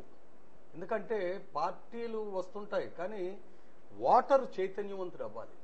అది ఓటర్ చైతన్యవంతుడు అవ్వాలి అన్నది మరి ఎన్ని సంవత్సరాల్లో జైన్ చెప్పినట్టు నేను కూడా చాలా ఎలక్షన్లు చూశాను. 5 రూపాయలు ఇవ్వడం చూశాను, 8 రూపాయల వాళ్ళు చూశాను. వాళ్ళ 1000 రూపాయలు 500 ఓటుకి ఇవ్వడం అంటే పుచ్చుకునే వాళ్ళు తీసుకుంటున్నారు, ఇచ్చే వాళ్ళు ఇచ్చేస్తున్నారు. అది ఎక్కడికి వెళ్తుంది అన్నది కూడా తెలియట్లేదు. కారణం ఏంటంటే రేపు పొద్దున్న ఈ 1000 రూపాయలు ఇచ్చి ఓటు వేసుకున్న వాడిని రేపు పొద్దున్న నిలబెట్టి నువ్వు నా వార్డులో ఈ పని ఎందుకు చేయలేదని అడగడానికి కానీ, లేకపోతే మనం వెళ్ళి ఏమయ్యా మా వార్డుకి పని అవ్వలేదని అడగడానికి లేని పరిస్థితి మనదే. ఇందా కాళేశ్వరరావు ఒక మాట అన్నారు, వాళ్ళ ఆస్తులు అమ్మాలన్నారు. ఎవరు ఆస్తులు అమ్ముతారు? ఇవాళ నించున్న వాళ్ళు అమ్ముతారా? 20 కోట్లు 30 కోట్లు ఖర్చు పెట్టినోడు అమ్ముతానంటాడా? ప్రజల ఆస్తులే అమ్ముతారు. ఎందుకంటే ఇవాళ దేవాదాయ ఆస్తులు ఎన్ని ఉన్నాయి చెప్పండి, అవి ఎవరైనా తెలుస్తుందా? ఆఖరికి తిరుపతి వెంకటేశ్వర స్వామి ఆభరణాలు ఇవాళ కరెక్ట్ గా ఒరిజినల్లో కాదా అన్న అనుమానాలు కూడా ఇవాళ రేకెత్తిచ్చారు. అనంత పద్మనాభ స్వామి ఆలయంలో ఉన్న ఆస్తులు మొత్తం సర్వనాశనం ఏమైపోయినా తెలియని పరిస్థితి వాళ్ళు తీసుకొచ్చారంటే ఇవన్నీ ఎక్కడికి వెళ్తున్నాయి? ఆయన చెప్పినట్టుగా ఏ పరిస్థితిలో కూడా ఎవరు ఏ నాయకుడు కానీ నాయకుడు అక్కలేదు, మనం మటుకు మనం. అంటే ఇంకొకటి ఏంటంటే ఉద్యోగస్తుడు ఇవాళ 2 గంటలు ఎక్కువగా పనిచేయడానికి ఉద్యోగస్తులు నిర్ణయించుకున్నారు. స్టేట్ డెవలప్మెంట్కి ఉద్యోగస్తులు ఇంకొక 2 గంటలు మేము ఎక్కువ చేస్తామని అని అంటున్నారు. అట్లాగే వ్యాపారస్తులు కూడా మేము రూపాయి లాభం తగ్గించుకుంటాం, మా వ్యాపారంలో వచ్చే లాభం తగ్గించి మాకు మీరు కల్పించండి, మేము రూపాయి మాకు లాభం లేకపోయినా చేస్తామని వ్యాపారస్తుడు అంటున్నాడు. అలాగే రైతు కూడా ఇవాళ ఎన్ని నష్టాలు వచ్చినా కష్టం వచ్చినా వాడు పంటలు పండిస్తున్నాడు. కానీ ఇన్ని లాభాలు ఇన్ని ప్రలోభాలు పెట్టి ఎంతంత డబ్బులు తీసుకుంటున్నా ఈ డ్వాక్రాలు కానీ ఏం చేస్తున్నాయో ఎవరైనా ఆలోచిస్తున్నారా? ఆలోచించట్లేదు. ఎందుకంటే ఆలోచించే అవసరం లేకపోతుంది మనకి. ఎప్పుడు 103, 104, 105, 108, 109, 110 ఈ ఫోన్ చేస్తే వచ్చేస్తాయన్న వాళ్ళు ఒకళ్ళు. 100 గజాల స్థలం వాళ్ళు ఇచ్చేస్తాం మేము. ఇప్పుడు 20 ఏళ్ళు అయ్యేప్పటికీ ఆ అమ్మాయికి 20 ఏళ్ళు వచ్చేప్పటికి ఇల్లు కట్టించేస్తామంటే ఇవాళ నుంచి 20 ఏళ్ళ దాకా ప్రభుత్వం మాదే ఉండాలని చెప్పి ఆలోచించిన. అట్లాగే ఇంటికో ఉద్యోగం, అది ఇంటికో ఉద్యోగం అన్నది ప్రభుత్వ ఉద్యోగమా మామూలు ఉద్యోగమా, లేకపోతే మేము ఇండస్ట్రీలు పెట్టి ఇండస్ట్రీని డెవలప్ చేసి ఇస్తామని అనుకుంటున్నారా? ఇవన్నీ ఎవరు క్లారిఫికేషన్ ఇవ్వట్లేదు. ఎంతసేపు ఎంత ఖర్చు అవుతుంది, ఇవాళ నువ్వు నించుంటే ఎంత ఖర్చు అవుతుంది, అబ్బాయి నీకు 30 కోట్లు అవుతుంది, నువ్వు నించోడానికి రెడీగా ఉంటే నువ్వు ఎమ్మెల్యేగా నించో, లేదు నువ్వు 100 కోట్లు ఖర్చు పెట్టుకుంటే ఎంపీగా నించో, లేదు ఆ పార్టీలో నీకు బ్రహ్మాండమైన ఫాలోయింగ్ ఉంది కాబట్టి నువ్వు మా పార్టీకి వచ్చే నీకు ఇమీడియట్ గా మేము ఎంపీ సీట్ ఇచ్చేస్తున్నాం. ఇక్కడ 20 సంవత్సరాల నుంచి 10 సంవత్సరాల నుంచి 15 సంవత్సరాల నుంచి నా పార్టీ నేను అని చెప్పి ఉన్న వాళ్ళందరూ ఏమైపోయారు అన్నది ఇవాళ ఓటర్ ఆలోచించాలి. ఇవన్నీ పోవాలంటే ఏం చేయాలి? అదే చెప్తున్నాను, ఓటర్ ఆలోచించాలి. వాళ్ళు ఇవన్నీ పోవాలంటే ఓటర్ ఆలోచించాలి. ఆలోచించి ఓటేసినా ఎవరో ఒకరికి ఎన్నుకున్నా అదే పరిస్థితి కదా. దీనికి ఖచ్చితంగా సమయం తీసుకుంటది, ఖచ్చితంగా సమయం వస్తుంది. వాళ్ళ చైతన్యవంతుడు అవుతున్నాడు. Okay okay. ఫైనల్ గా జైన్ గారు మళ్ళీ ఇద్దామండి అందరికి లాస్ట్ మినిట్. ఫైనల్ గా 1 minute లో ప్రోగ్రామ్ ఉద్దేశించి ప్రజలకి రేపు జరగబోయే ఎన్నికల్లో ఏ విధంగా వాళ్ళు ప్రవర్తించాలని మెసేజ్. ఇప్పుడు అభివృద్ధి అనేటటువంటి నినాదంతో సాధారణంగా ఫాసిస్టు మనస్తత్వం, అరాజక శక్తులు అవి అద్దంలో చూపిస్తూ ఉంటాయి. ఇది హిట్లర్ దగ్గర నుంచి వస్తున్న ఆనవాయితీ. అప్పుడు కూడా గోబుల్స్ ఉండేవాడు, పారిశ్రామిక అభివృద్ధి చూపించాడు, యోధుల్ని గ్యాస్ ఛాంబర్లో పెట్టి నరికేశాడు. కాబట్టి పాలకుడి యొక్క మనస్తత్వం ప్రధానం. ఈవేళ భారతదేశం స్వరాజ్యం వచ్చిన దగ్గర నుంచి గుజరాత్, పంజాబ్ ఈ 2 అభివృద్ధి చెందినటువంటి రాష్ట్రాలే. ఈవేళ హైదరాబాద్లో ఈవేళ ఏం కొంప ముంచింది? దూరదృష్టి లేకపోవటం, రాష్ట్రం మొత్తం గొల్ల చేసి సంపదంతా తీసుకెళ్లి హైదరాబాద్లో పోసి ఆ ఒక్క రౌండ్ బిల్డింగ్ ని చూపిస్తారు. ఇది హైదరాబాద్ అభివృద్ధి. దానికి ముందు అభివృద్ధి జరగలేదా? రింగ్ రోడ్, నాగార్జున సాగర్ కట్టలేదా? శ్రీశైలం కట్టలేదా? పోచంపాడు కట్టలేదా? ఎగుసీలేరు కట్టలేదా? దిగుసీలేరు కట్టలేదా? గోదావరి బ్యారేజ్ కట్టలేదా? కృష్ణా బ్యారేజ్ కట్టలేదా? ఇవి అన్ని అభివృద్ధి చిహ్నాలు కాదు. ఒక్క బిల్డింగ్ కట్టేసేస్తే అభివృద్ధి. దాంట్లోనే ఏంటంటే గోబుల్స్ ప్రచారం. అక్కడితో ఏదో దేశంలో ఉండే సహకార రంగంలో ఉండే చక్కెర ఫ్యాక్టరీలన్నీ అమ్మేశారు, స్పిన్నింగ్ మిల్లులన్నీ అమ్మేశారు. ఎక్కడి వరకు వద్దు, అవి నిజం అబద్ధం మన రాజమండ్రి వరకు చెప్తారు. రాజమండ్రి పేపర్ మిల్లో ఉండేటటువంటి 26% షేర్ని అమ్మేశారు. స్పిన్నింగ్ మిల్ని స్క్రాప్ చేసేశారు, సా మిల్లు మూసేశారు, R&B వర్క్షాప్ మూసేశారు. మొత్తం సంపద అంతా హైదరాబాద్ దిక్కింది. ఇవాళ అందాక ఆయన బాధపడ్డారే, 10 లక్షల కోట్ల రూపాయల ఆస్తి ఎవరి వల్ల పోయింది? దురదృష్టి. ఎందుకు చేశారు? అది అభివృద్ధి కోసం చేయలేదు, అక్కడ దాని సాటున్న రియల్ ఎస్టేట్ వ్యాపారం కోసం చేశారు. ఈవేళ కాబట్టి మనకి కావాల్సింది, ఇది సువిశాలమైనటువంటి దేశం, అనేక మతాలు, అనేక కులాలు, అనేక ప్రాంతాలు, అనేక సాంప్రదాయాలతో ఉన్నాం. మనం దీన్ని ఒక సమిష్టిగా నడపగలిగే నాయకత్వం లేకపోతే ఈవేళ రాష్ట్రాలు ఎలా విడదీస్తున్నామో, రాష్ట్రాలు విడదీయటం కాదు. ఈవేళ చిన్న రాష్ట్రాలైతే అభివృద్ధి అవుతుంది అని అన్నప్పుడు రేపు అడుగుతాం, దక్షిణ భారతదేశాన్ని విడదీయండి, మాకెందుకు ఢిల్లీ పెత్తనం? దేశ విభజనకి ఇవి దారి తీస్తాయి. అది లెక్క కాదు. సామాజిక బాధ్యతని చేయాలి. నాకు 3 కొడుకులు ఉదాహరణకి లేరని అనుకోండి, ఒకడు ఇంజనీరు, ఒకడు డాక్టరు, ఎంతెంత కట్ట తీసుకొచ్చి ఇస్తాడు, ఒకడు వికలాంగుడు. నా దృష్టి ఎవరి మీద ఉండాలి? డబ్బు తీసుకొచ్చే ఆ ఇంజనీర్ని ప్రేమించినా, డబ్బు తీసుకొచ్చే ఆ డాక్టర్ని ప్రేమించినా, లేకపోతే నిరంతరం ఈ వికలాంగుడిని చూడనా? నాకు సామాజిక స్పృహ అయితే ఆ వికలాంగుడిని నేను చూడాలి, ఎందుకంటే వాడికి అవసరం. కాబట్టి ఈ దేశంలో మనం మైనారిటీలో ఉండేవాళ్ళు, సంఖ్యాబలం తక్కువ ఉండేవాళ్ళు, భద్రతా రాహిత్య భావం ఉన్న వాళ్ళని కాదు, మేమంతా ఉన్నాం. ఇది సువిశాలమైనటువంటి దేశం. అదే తప్ప పాలకుడే కింద ఏదో విచ్ఛిన్నకరలు కొన్ని శక్తులు చేస్తాయి. దాంట్లో పాలకుడే ఆ రకమైనటువంటి ఫాసిజానికి పాల్పడితే అది ఈ దేశ సమగ్రతని నడపడానికి కానీ, దేశాన్ని దేశంగా నడపడానికి కానీ ఆ నాయకత్వం పనికిరాదు. దాన్ని మనం అభివృద్ధి అనేటటువంటి ముసుగులో అరాజకాన్ని ఆహ్వానిస్తే ముందు తరాలు మరింతగా కష్టపడతాయి. సాయి వెంకటాచలం గారు, మీరు ఫైనల్ గా ఇచ్చే మెసేజ్ ఏంటి కార్యక్రమం? ఇప్పుడు ఏదైనా బాగుపడాలి, దేశం ముందుకు వెళ్ళాలి అంటే స్వార్థం వదులుకోవాలి. మనిషి స్వార్థపరుడు. ఇప్పుడు చాలా కాలం క్రితం, అంటే ఆయన స్వాములా ఉండాడు, ఆయన మామూలుగా ఆధ్యాత్మిక ప్రవచనం చేస్తూ cut or loot, plunder or murder, let me feel my belly అనే ఒక స్లోగన్ ప్రస్తుతం అందరూ ఫాలో అవుతున్నారు. Cut or loot, plunder or murder, let me feel my belly. ఈ యాటిట్యూడ్ పోనంతకాలం మనం ఎన్ని చేసుకున్నా ఉపయోగపడదు. సో మనిషిలో బేసికల్గా చేంజ్ రావాలి. ఏ మనిషికి ఆ మనిషే కాస్త స్వార్థం తగ్గించుకొని పుట్టుక ఇంకోటి కోసం బతకమని కాదు, మనం ఉన్నంతలో ఇంకోటి ఉపకారం చేద్దాం. ఇప్పుడు ఆయన చెప్పినట్టుగా ఓ తండ్రి ఎలా ఉంటాడు, ఏ కొడుకు పరిస్థితి బాగాలేదో ఆ కొడుకు మీద దృష్టి ఉండాలి. నువ్వు ఎప్పుడు ఇలాగే దరిద్రంతో అనుభవిస్తుంటూ నీకేదో పైన పడేస్తూ ఉంటాను అనే యాటిట్యూడ్ ఉండకూడదు. ఇవాళ వేవర్ స్కీమ్స్ అన్నీ అంతే కదా. మనిషిని వాడు అప్పు తీసుకునేటప్పుడే ఎప్పటికైనా ఏదైనా స్కీమ్ వచ్చి వైపోతాం అని అప్పు తీసుకున్నప్పుడే బ్యాంకులో వాడు వచ్చాడు అనుకోండి, ఎలా బాగుపడుతుంది దేశం. సో ఓటర్ ఏ విధంగా ఉండాలి? ఓటర్ ఎలా ఉండాలి? ఓటర్ ఇప్పుడున్న పరిస్థితుల్లో voter in a state of confusion. He can't decide this way or that way. మీలాంటి మేధావులు క్లియర్ చేయలేరు. మేధావులు ఇందాక చెప్పాను కదా, వీలైనంత వరకు మంచివాళ్ళని ఎన్నుకోవాలి, ఉన్నవాళ్ళు మంచివాళ్ళు ఎన్నుకోవాలి. తర్వాత అకౌంటబిలిటీ విషయంలో అడగాలి, అడగకూడదు, ఇండిఫరెంట్గా మాత్రం ఉండకూడదు. ఇలా ఎందుకు జరగలేదు నిలదీసి అడిగే రోజులు రావాలి. దానికి లెజిస్లేషన్ కూడా ఉపకారం చేయాలి. థ్యాంక్ యూ అండి. మీరు ఫైనల్గా ఇచ్చే మెసేజ్ ఏంటి? పార్టీలు ఏ రాజకీయ పార్టీనా హామీలు ఇవ్వచ్చు, ఇస్తే హామీలు నెరవేర్చకపోతే అది నేరంగా పరిగణించాలండి. యాక్చువల్గా కుటుంబ హామీ ఇచ్చారనుకోండి, అది పరిగా హామీ నెరవేర్చకపోయినా పర్లేదు. కానీ పబ్లిక్ హామీలు రోడ్డు మీదకి వచ్చి మేము ఇది చేస్తాం అది చేస్తాం అన్నప్పుడు అధికారంలోకి వచ్చిన తర్వాత ఆ హామీలు నెరవేర్చకపోతే అది క్రైమ్గా పరిగణించి కేసు వేస్తే ఆ కేసు 90 రోజుల్లో పరిష్కరించి ఆ ప్రభుత్వానికి శిక్ష వేస్తే ఇటువంటి హామీలు ఎవరు లేదు. ఒక నిమిషం లేదు, ఇటువంటి నేరంగా పరిగణించి సుమోటుగా కోర్టులో యాక్షన్ తీసుకున్నట్లయితే ఇటువంటి హామీలు భవిష్యత్తులో రావు, ఎవరు ఇవ్వలేరు. సో భారతదేశంలో అన్ని వ్యవస్థలు కూడా ఏ వ్యవస్థ సరిగ్గా పనిచేయట్లేదు. కానీ న్యాయ వ్యవస్థ కన్నా సరిగ్గా పనిచేసినట్లయితే అన్ని వ్యవస్థలు బాగుపడతాయి. కాబట్టి న్యాయ వ్యవస్థ ఇటువంటి రాజకీయ నాయకుల మీద ప్రభుత్వాల మీద పెత్తనం చేసే అవకాశం ఉంది. ఎందుకంటే న్యాయ వ్యవస్థ ఎవరు తప్పు చేసినా శిక్షించే అధికారం న్యాయ వ్యవస్థకి ఉంది. వాళ్ళ రాజ్యాంగంలో 3 వ్యవస్థల్లో న్యాయ వ్యవస్థకి బలమైన అధికారం ఉంది. ఎవరు తప్పు చేసినా, ఈయన ప్రెసిడెంట్ ఆఫ్ ఇండియా తప్పు చేసినా ఇంపీచ్ చేసి శిక్ష వేసే అధికారం న్యాయ వ్యవస్థలో ఉన్నప్పుడు రాజకీయ పార్టీలు ఇచ్చిన హామీలు నెరవేర్చకపోతే సుమోటుగా తీసుకుని ఆ ప్రభుత్వం మీద అక్షంతలు వేసి శిక్షించే అధికారం ఉన్నప్పుడు మీరు ఎందుకు చేయట్లేదు? ఇది మీరు కరెక్ట్ గా మీ వ్యవస్థ న్యాయ వ్యవస్థ కరెక్ట్ గా పనిచేస్తేనే ఇది పెరుగుతుంది తప్ప ఓటర్ మారినంత మాత్రంలో ఇది లేదు. 90% 100% ఓటర్లో 40% ఎడ్యుకేటెడ్ ఉన్నారు, 60% అన్ఎడ్యుకేటెడ్ ఉన్నారు. కాబట్టి ఎవడు మంచివాడు ఎవడు చెడ్డవాడో బెరీజ్ వేసుకునే అవకాశం లేదు ఇవాళ మనకి. ఏంటంటే రాజకీయ నాయకులు ఎవరినో తీసుకొచ్చి పెడతారు, ఎక్కడో పుట్టిన తీసుకొచ్చి ఇక్కడ పెడతారు. ఇవాళ మురళీమోహన్ ఎక్కడ వాడు ఇవాళ ఇక్కడ పెట్టారు. ఇక్కడ అడుగు మనిషికి ఎక్కడో పెడతారు. రేపొద్దున్న ఇందిరాగాంధీ తీసుకొచ్చి మెదక్లో పోటీ చేసింది బతుకున్నప్పుడు. రాహుల్ గాంధీ ఎక్కడికి పోటీ చేస్తున్నాడు, వాళ్ళ బాలకృష్ణ హిందూపురంలో పోటీ చేస్తున్నాడు. అది కాదు, ఏంటంటే ఈ వ్యక్తి ఎలాంటి వాడో తెలుసుకునే అవకాశం మాకు లేదు ఇవాళ.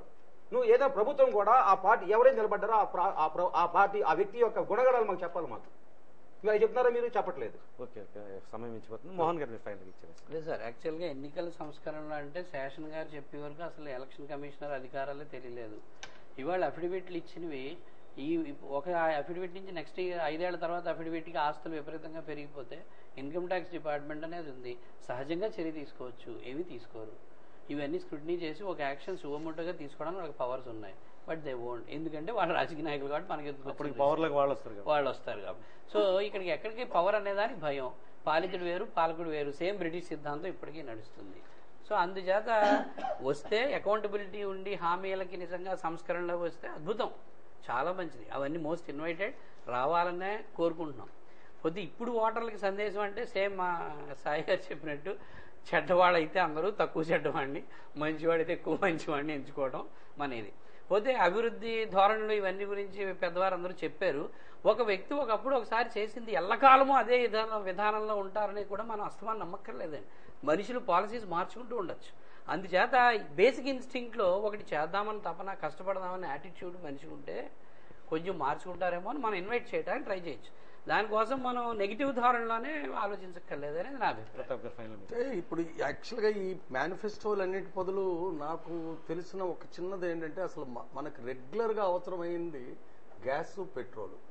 ఈ పెట్రోలు డీజిల్ మీద పన్నుని తగ్గించి దాన్ని మద్యం మీద వేసి ఈ పెట్రోల్ రాయితీలు కానీ ఇచ్చి, పెట్రోల్ రాయితీలు కూడా కాదు, పెట్రోల్ రేటు తగ్గిస్తే అన్ని రకాల సమస్యలకి చాలా మటుకు ఒక పరిష్కారం దొరుకుద్ది అనుకోండి. ఎందుకంటే పెట్రోల్ వల్ల ఈ రేట్ల వల్ల విపరీతమైన పెరిగిపోవడం వల్ల, పెట్రోల్ వల్ల మనకి ట్రాన్స్పోర్టేషన్ సామాన్యులు కానీ ఏదైనా సరే, అందుచేత అది ఎందుకు ఈ నాయకులు ఎందుకు ఆలోచించలేదో పెట్రోల్ గురించి కానీ, ఆయిల్ గురించి కానీ, డీజిల్ గురించి కానీ, అదొక చిన్న ఇది.